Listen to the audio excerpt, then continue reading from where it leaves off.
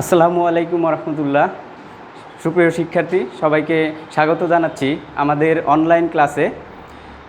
তোমরা জানো যে করোনার এই বৈশ্বিক মহামারীতে তোমাদের পড়ালেখা মোটামুটি স্থবির। তো তোমাদের পড়ালেখাকে একটু আগে আগে এগিয়ে নেওয়ার জন্য আর কি আমরা অনলাইন ক্লাসের ব্যবস্থা করেছি।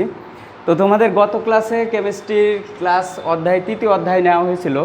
আজকে তৃতীয় অধ্যায়ের গতদিন যে মৌলের মূল কণিকা পর্যন্ত নেওয়া হয়েছিল, এরপরে আজকে নেক্সট যে পরবর্তী টপিকস নিয়ে আলোচনা করব।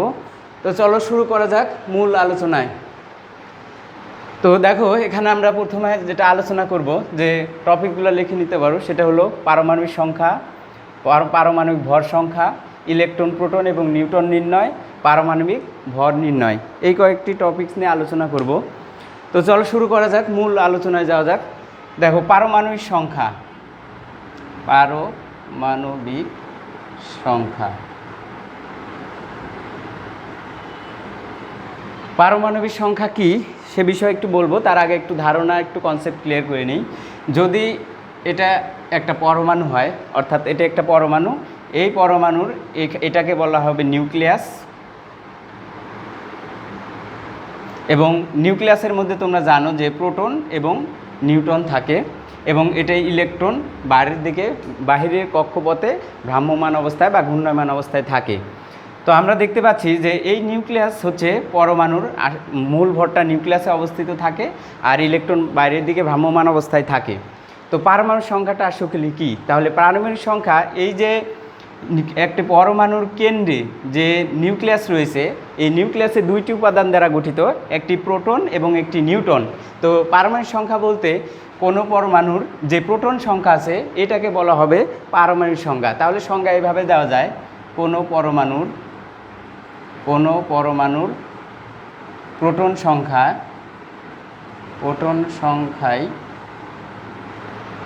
পারমাণবিক সংখ্যা। তাহলে একটা পরমাণুর প্রোটন সংখ্যাই হলো তার পারমাণবিক সংখ্যা। তো দেখো, পারমাণবিক সংখ্যার ক্ষেত্রে আমরা কিছু ইনফরমেশন দেখি। পারমাণবিক সংখ্যা তোমরা জানো, এটা আবিষ্কার করেছে 1913 সালে বিজ্ঞানী মোসলে, এই ধারণার প্রবর্তক। তাহলে 1913 সালে বিজ্ঞানী মোসলে প্রথম পারমাণবিক সংখ্যার ধারণা দেন। পারমাণবিক সংখ্যা একটি মৌলের পরিচয় বহন করে। যদি তোমাদের ক্লাসরুমে কোনো একজনকে যদি বলা যায় রোল নম্বর 5, তাহলে দেখা যাবে যে একজন মানুষই ইন্ডিভিজুয়াল কিন্তু দাঁড়াবে। তার মানে হলো ওই রোল নাম্বারটাই হলো ওই শ্রেণীতে ওই শিক্ষার্থীর একটি পরিচয় বহন করে। তো পারমাণবিক সংখ্যাটা যেহেতু তার পরিচয়, তো পারমাণবিক সংখ্যা যদি আমি বলি 5, তাহলে একটি মৌলকে বোঝাবে, অর্থাৎ বোরন, অর্থাৎ 6 হলে কার্বন। তার মানে আমরা বোঝা যাচ্ছে যে পারমাণবিক সংখ্যা ওই মৌলের পরিচয় বহন করে। তাহলে পারমাণবিক সংখ্যা ওই মৌলের পরিচয় বহন করে। ওই মৌলের পরিচয়টা কি? তার পারমাণবিক সংখ্যা। আচ্ছা, পারমাণবিক সংখ্যাকে আরও এনাদার কিছু নামে ডাকা যাবে, যেমন পারমাণবিক সংখ্যা এটাকে মৌলের প্রোটন সংখ্যাও বলা হয়, প্রোটন সংখ্যা। তাহলে পারমাণবিক সংখ্যাকে আমরা কি বলতে পারবো? যে এটাকে প্রোটন সংখ্যাও বলা যাবে। এবং এই প্রোটন সংখ্যা এবং পারমাণবিক সংখ্যাই এই মৌলের প্রধান বৈশিষ্ট্য। তো আশা করি পারমাণবিক সংখ্যা ধারণা ক্লিয়ার হয়েছে। তো পরবর্তীতে দেখো,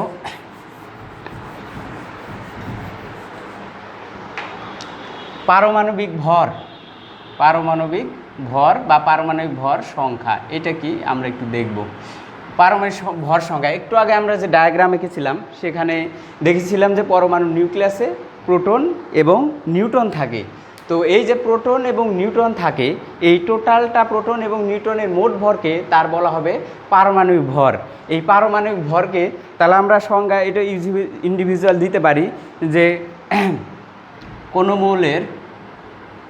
মৌলের প্রোটন এবং নিউট্রনের মোট সংখ্যা, প্রোটন ও নিউট্রনের মোট সংখ্যাকে পারমাণবিক ভর সংখ্যা বা শুধুমাত্র পারমাণবিক ভর বলা হবে, পারমাণবিক ভর। পারমাণবিক ভরকে এ দ্বারা প্রকাশ করা হয়, পারমাণবিক ভরকে এ দ্বারা প্রকাশ করা হয়। তো পারমাণবিক ভর এটাকে পারমাণবিক সংখ্যার মতো, পারমাণবিক সংখ্যাকে জেড দ্বারা প্রকাশ করা হয় এবং পারমাণবিক ভরকে এ দ্বারা প্রকাশ করা হয়, অর্থাৎ অ্যাটমিক মাস।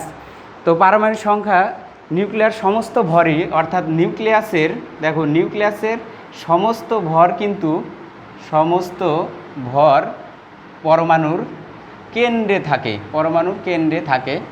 যেহেতু কেন্দ্র বলতে পারমাণবিক ভরকে বোঝায়, তাহলে নিউক্লিয়াসের সমস্ত ভর পরমাণুর কেন্দ্রে অবস্থিত। পারমাণবিক ভরকে আরও কিছু নামে ডাকা যেতে পারে, যেমন পারমাণবিক ভরকে ভর সংখ্যা, বা এটাকে মাস সংখ্যা, ভর সংখ্যা, মাস সংখ্যা, বা একে নিউক্লিয়ন সংখ্যাও বলা যাবে, নিউক্লিয়ন সংখ্যা, নিউক্লিয়ন সংখ্যা, এগুলো ইত্যাদি নামে এদেরকে ডাকা হবে।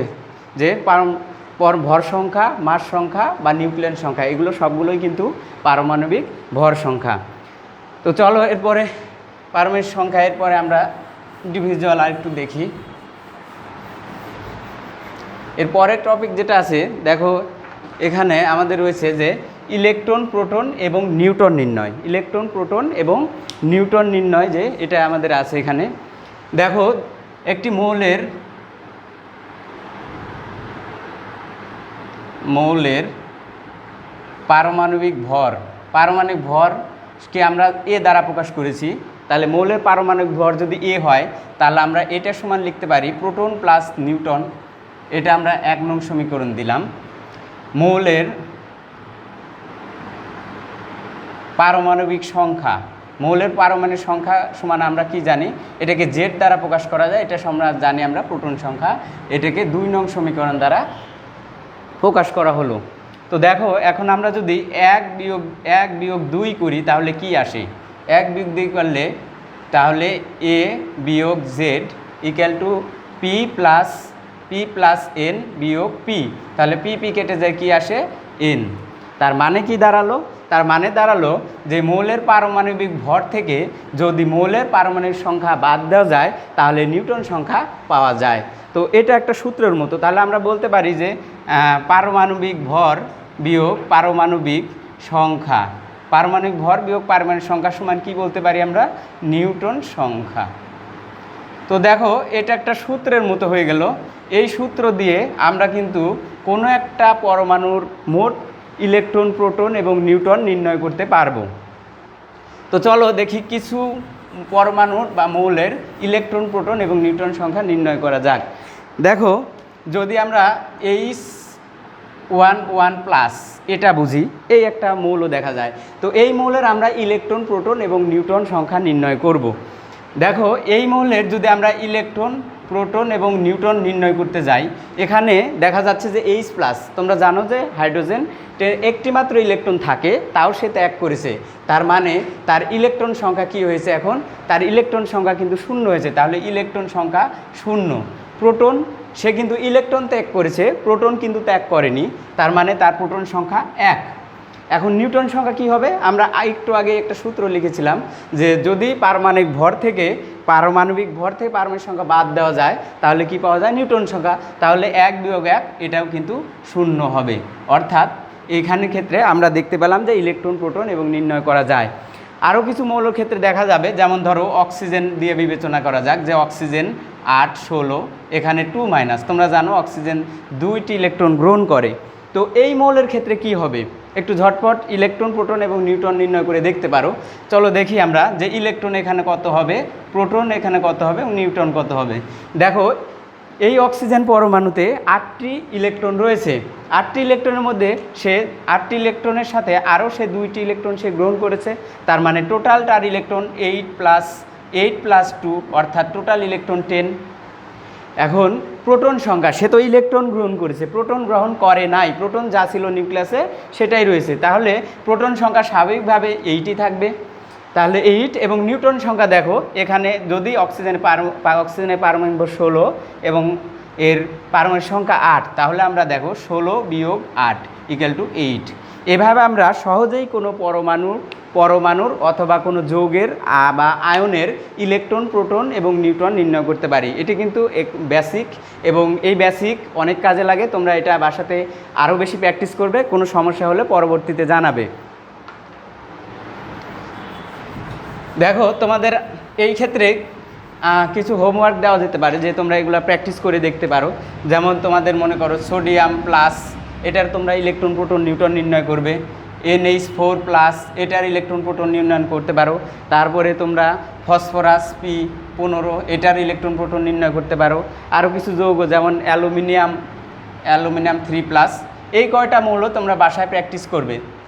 যদি কোনো প্রবলেম হয় তাহলে জানাবা যে এটা নির্ণয় করতে প্রবলেম হয়েছে। তো পরবর্তী টপিকসে আমরা চলে যাচ্ছি। দেখো, পরবর্তী টপিক হচ্ছে মৌলের পারমাণবিক ভর নির্ণয়। মৌলের পারমাণবিক ভর, আমরা যে পারমাণবিক ভর নিয়ে কথা বললাম, সেই পারমাণবিক ভর কিভাবে নির্ণয় হলো বা এটা কিভাবে নির্ণয় করা হয় সেটা বিষয়ে জানব। তো মৌলের পারমাণবিক ভর সাধারণত 3টা স্কেলের সাহায্যে কিন্তু নির্ণয় করা যাবে। প্রথম স্কেল, এদেরকে বলা হবে, এটাকে কার্বন স্কেল বলা হয়, কার্বন স্কেল। দ্বিতীয় নাম্বার স্কেল হচ্ছে হাইড্রোজেন স্কেল, এবং 3 নাম্বার যে স্কেল সেটা হলো অক্সিজেন স্কেল।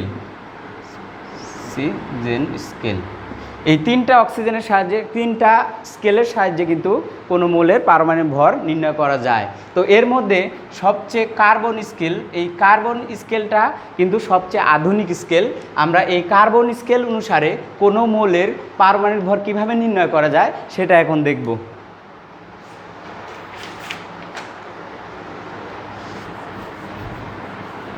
তো দেখো, প্রথমে আমরা সূত্রটা দেখি যে মৌলের আপেক্ষিক পারমাণবিক ভর।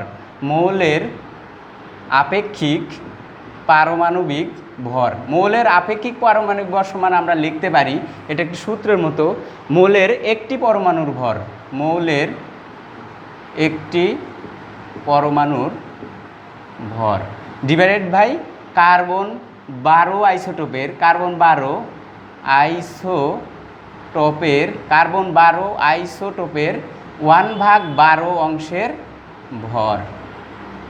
তো দেখো, এটা মৌলের পারমাণবিক ভর নির্ণয়ের একটি সূত্র, যে কোনো মৌলের আপেক্ষিক পারমাণবিক ভর যদি আমরা নির্ণয় করতে যাই তাহলে একটি মৌলের পরমাণু ভর এবং কার্বন 12 আইসোটোপের 1/12 অংশের ভর দিলে আমরা ওই মৌলের আপেক্ষিক পারমাণবিক ভর বের করতে পারবো। তো দেখো, এখানে কার্বন 12 আইসোটোপের যে অংশের ভর, এই অংশের ভরটা ফিক্সড, এটাকে আমরা 1 ডাল্টন বলতে পারি, 1 ডাল্টন। তাহলে কি বলবো, ওটা 1 ডাল্টন। এখন 1 ডাল্টন সমান, এটার নির্দিষ্ট একটা মান রয়েছে, সেটা হলো 1.66 ইন্টু 10⁻⁻24 গ্রাম। এটা হলো 1 ডাল্টনের মান গ্রাম এককে। যদি আমরা কেজিতেও করতে পারি, যদি কেজিতে করো তাহলে 1.66 ইন্টু 10⁻27 কেজি, এটা সমান 1 ডাল্টন। তাহলে এই 1 ডাল্টন মান কার্বন 12 আইসোটোপের 1/12 অংশে ভরে যদি আমরা বসাই এবং মৌলের একটি পরমাণু ভর কিন্তু বসালে, তাহলে যে কোনো মৌলের আপেক্ষিক পারমাণবিক ভর বের করা যাবে। এখন দেখো, এখান থেকে আমরা আরেকটা সূত্র পেতে পারি যে মৌলের একটি পরমাণুর ভরও কিন্তু আমরা বের করতে পারি, একটি পরমাণুর ভর। এটা কিভাবে পাবো, শুধু আড়াআড়ি গুণ করব। দেখো, আড়াআড়ি গুণ করলে কি, মৌলের আপেক্ষিক পারমাণবিক ভর সম্পর্কে ভর লিখলাম, গুণন 1 ডাল্টন, অর্থাৎ 1.66 ইন্টু 10⁻⁻24 গ্রাম। তার মানে এই সূত্র দ্বারা কিন্তু আমরা মৌলের একটি পরমাণুর ভরও কিন্তু বের করতে পারবো। তো এই রিলেটেড কিছু গাণিতিক আরেকটা বিষয় এখানে বলা দরকার, যে আপেক্ষিক পারমাণবিক ভর কিন্তু 2টা রাশির অনুপাত, তাই কিন্তু এর কোনো একক থাকে না। তো যাই হোক, এই আপেক্ষিক পারমাণবিক ভর বা মৌলের একটি পরমাণুর ভর, এই রিলেটেড চলো একটা গাণিতিক সমাধান করা যাক, তাহলে এই কনসেপ্টটা আরেকটু ক্লিয়ার হবে। তো দেখো, আমরা একটি গাণিতিক সমাধান করি। প্রবলেম 1, একটি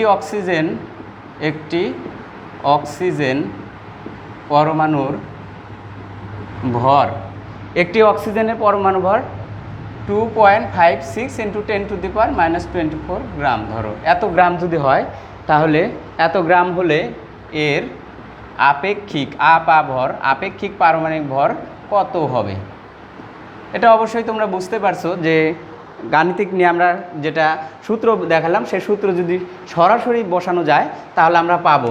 দেখো তাহলে আমরা জানি যে কোনো মৌলের আপেক্ষিক পারমাণবিক ভর আপা ভর সংক্ষেপে লিখলাম। আপেক্ষিক পারমাণবিক ভর সমান কি? ওই মৌলের একটি পরমাণুর